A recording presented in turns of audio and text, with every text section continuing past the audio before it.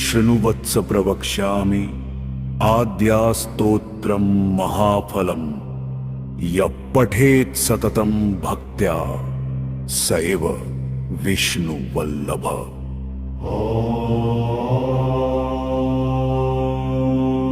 मृत्युर्व्याधिभयं तस्य नास्ति किंचित् कलौ युगे अपुत्रा लभते पुत्रं त्रिपक्षं श्रवणं यदि।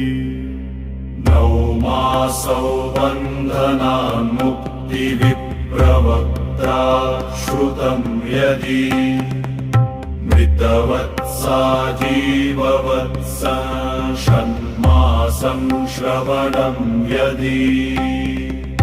नौकाया सङ्कटे युद्धे पथगाजयमाप्नुयात् लिखित्वा स्थापयेत् गेहे नाग्निचौरभयं क्वचित्।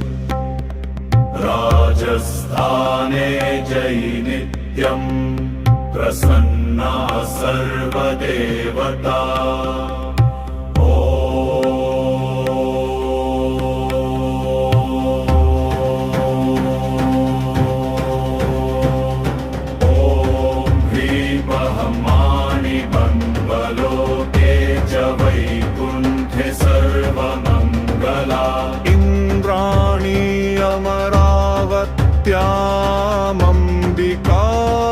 अम्बिकावरुणालये यमालये कालरूपा कुबेरभवने शुभा।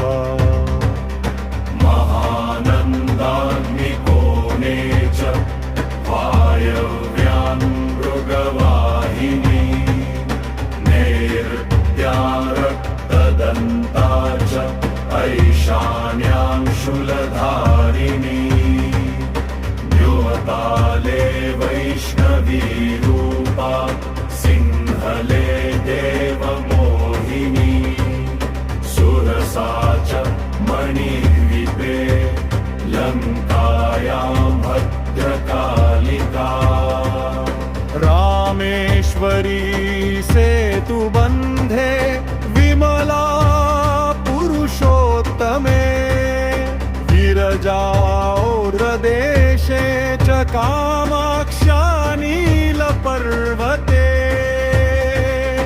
कालिका वङ्गदेशे च अयोध्यायां महेश्वरी।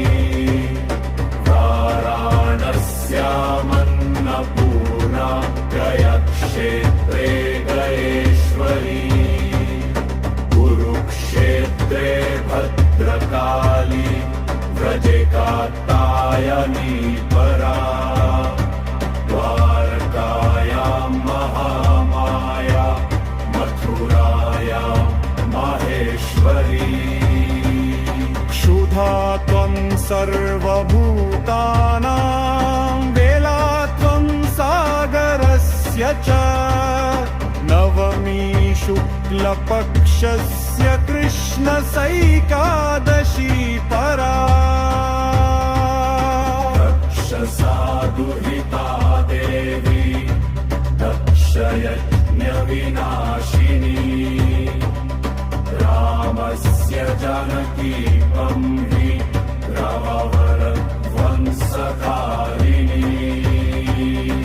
इन्द्रमुण्डवधे देवी रक्तबीजविनाशिनी।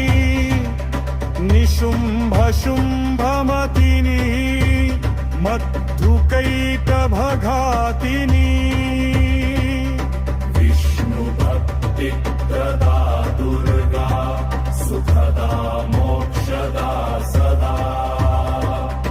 आद्यास्तवमिमं पुण्यं यः पठेत् सततं नरः।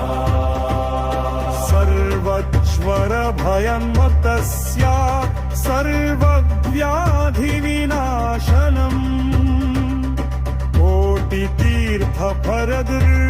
वरदुर्गस्य लभते नात्र संशयः या मे जाग्रत पातु विजया पातु पृष्ठतः नारायणि शीर्षदेशे सर्वाङ्गे सिंहवाहिनी शिवदूती उग्रचण्डा व्रततेङ्गे परमेश्वरी विशालाक्षी महामाया कौमारी संखिनी शिवा चक्रिणी जयधात्री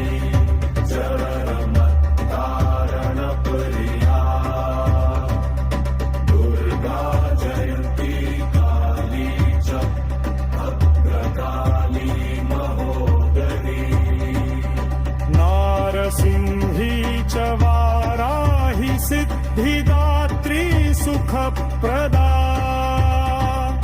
भयङ्करी महारौद्री महाभयविनाशिनी इति बृन्धयामले ब्रह्मनारदसंवादे आद्यस्तोत्रं समाप्तम् ॐ नमः ध्यायये